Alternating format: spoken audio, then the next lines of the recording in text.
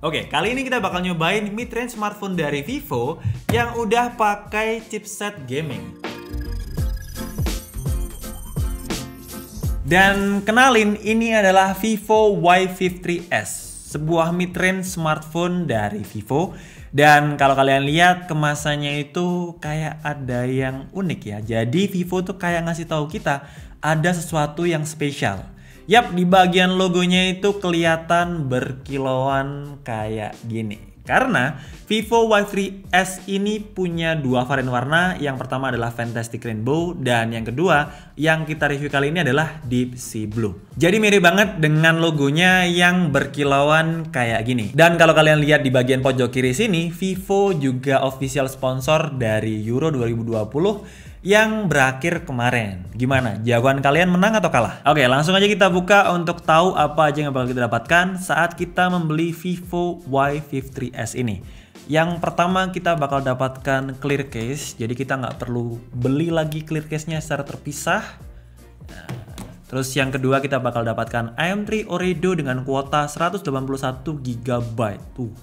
Banyak banget buat kegiatan online kita kayak Zoom meeting, nonton drakor, pokoknya gede banget untuk kuotanya ini.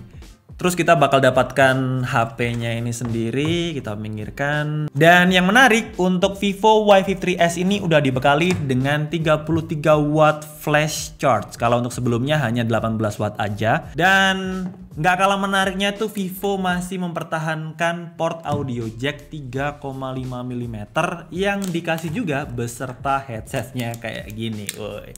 Jadi untuk para gamer yang lebih senang menggunakan headset kabel masih bisa menggunakannya di Vivo Y53s ini. Apalagi juga dapetin bonus yang udah bisa kita gunakan buat main game. Waktu pertama kali pegang HP-nya kerasa pas banget di genggaman satu tangan seperti ini. Dengan dimensi 164 mm x 75,5 mm dan tebelnya hanya 8,38 mm, nggak sampai 1 cm.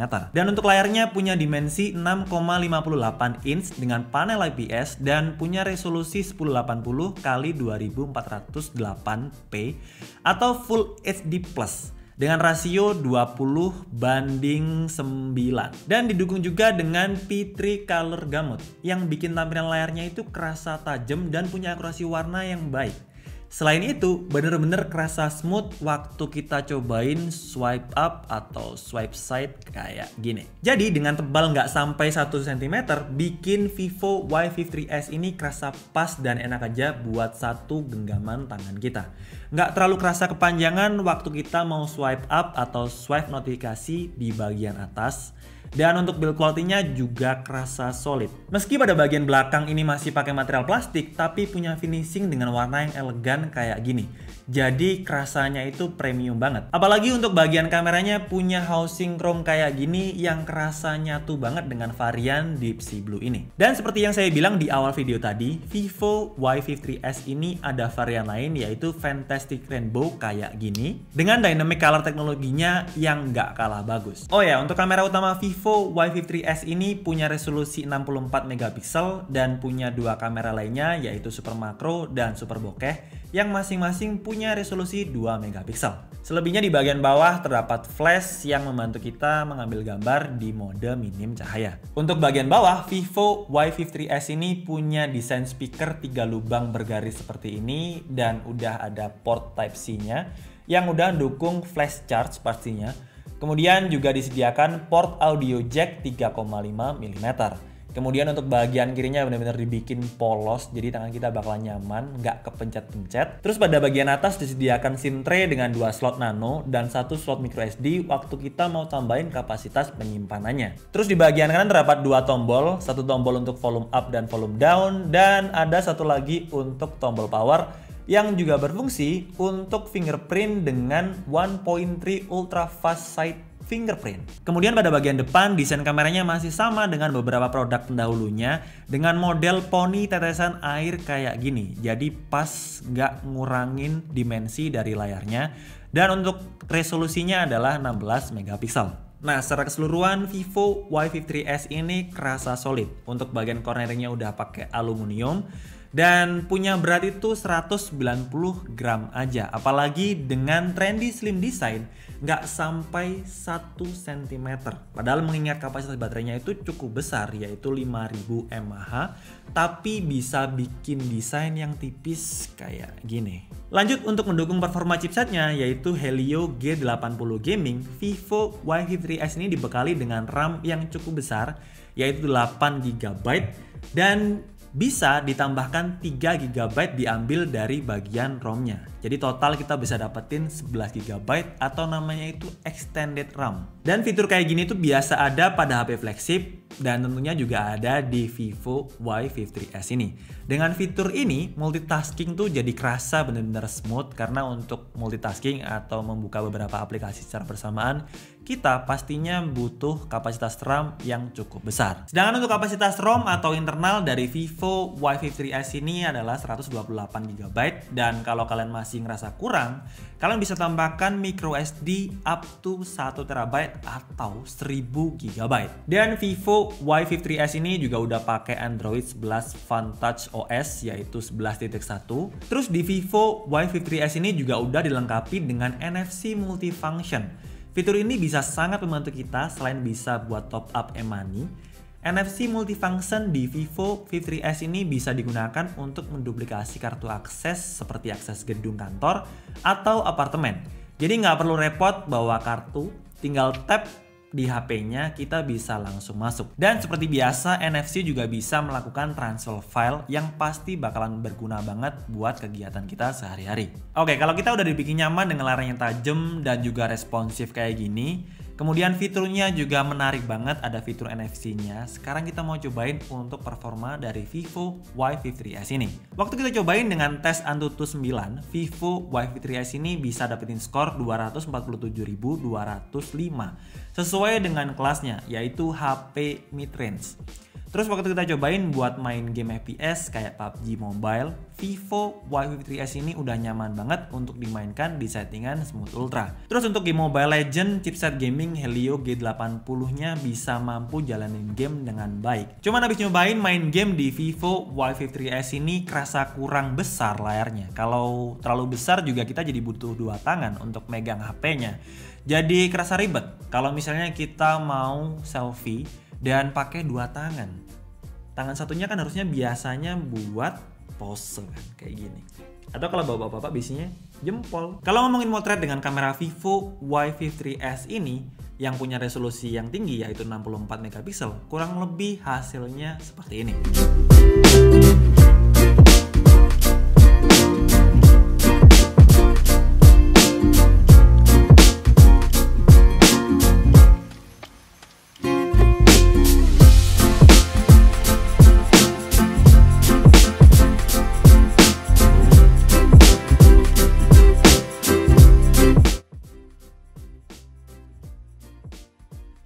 Dan sekarang kita nyobain untuk jalan biasa. Kita lihat stabilnya kayak gimana, dan kelihatan sih nggak terlalu stuttering, atau bahkan nggak kelihatan stuttering. Ini jalan biasa. Sekarang lari ini.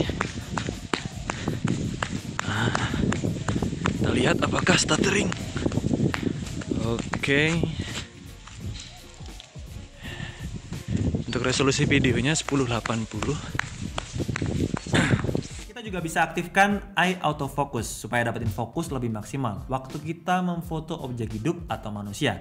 Karena kekuatan foto human interest tuh di bagian mata, jadi selain face tracking pastinya bikin wajah kita autofocus waktu ambil gambar. Ditambah juga dengan eye tracking, udah kayak fitur di kamera DSLR atau mirrorless kekinian yang bikin foto kita bener-bener kelihatan hidup. Terus waktu kita cobain kameranya, ada beberapa fitur lain yang ngasih kita opsi lebih waktu kita gunakan kamera belakangnya. Yang pertama ada night mode, jadi bisa ngasilin gambar yang minim noise kayak gini. By the way, ini jam 7:30 malam, yang pasti udah gelap dan minim cahaya. Untuk kamera utamanya yaitu 64 megapiksel night camera bisa ngasih kita gambar yang kelihatan lebih solid kayak gini. Untuk lensa super bokehnya bisa ngasih bokeh yang natural, minim miss focus. Terus untuk lensa super makronya juga dapetin gambar dengan lebih detail untuk objek yang lebih dekat. Selebihnya kita juga bisa pilih mode Pro kalau pengen atur shutter speed, ISO, atau menu advance lainnya secara individual. Di mode video, kita bisa rekam dengan dua opsi, yaitu resolusi maksimal Full HD atau resolusi HD aja dengan kodek H264 atau MP4. Dan waktu kita cobain rekam video, minim kerasa stuttering atau kerasa minim jelly. Dan kerasanya itu lebih natural dengan minim goyangannya. Goyangan kameranya ini maksudnya ya. Karena Vivo Y53s ini juga udah didukung dengan ultra stable video. Jadi secara keseluruhan Vivo Y53s ini bakalan ngasih pengalaman beli HP mid-range, tapi ada beberapa fitur flagship dari Vivo yang bisa mendukung segala kebutuhan sehari-hari tanpa hambatan. Yang pertama, desainnya pas banget untuk digunakan satu tangan kayak gini. Sudah tebal cuma 0,8 cm, tapi punya kapasitas baterai yang cukup besar. Terus pada bagian layarnya juga udah kerasa smooth dan punya kualitas gambar yang tajam juga solid. Terus untuk kualitas kameranya kerasa lebih real dengan resolusi tinggi 64 megapiksel night camera. Apalagi buat shot minim cahaya. Terus di mode normalnya nggak kerasa kayak pakai mode beauty secara berlebihan. Untuk mode malam juga bisa nangkap mode cahaya rendah dengan minim noise kayak gini. Dan tentunya juga didukung dengan teknologi flagship yang hadir di Vivo Y53s ini, yaitu 8 plus 3 GB extended RAM. Juga NFC multifunction dan 33 watt flash charge. Cuman kekurangannya kalau buat main game ya kerasa kurang besar ya. Tapi kalau HP besar ya balik lagi yang udah aku sebutkan tadi, kita butuh dua tangan. Kalau ini sih enak banget buat dipegang satu tangan. Yang cocok banget buat kalian yang punya style elegan. Apalagi warna deep sea blue-nya kerasa premium banget. Dan sekarang kita bahas harganya. Vivo Y53s ini punya harga 3.699.000 yang bisa diorder mulai 28 Juli ini. Dan ada beberapa promo seperti trade-in dengan benefit up to 400.000, banding juga operator dengan Indosat, promo cicilan 0% pakai home credit atau kredit plus sampai layanan antar rumah di tengah kondisi pandemi seperti sekarang ini. Jadi seperti biasa, kalau kalian tertarik langsung aja cek link pembeliannya di bagian deskripsi. Jadi segitu aja untuk video kali ini. Jangan lupa like videonya jika suka, dislike aja kalau kalian suka, dan tulis pendapat kalian di kolom komentar. Support terus di KD dengan cara subscribe. Sampai ketemu di video selanjutnya. Bye-bye.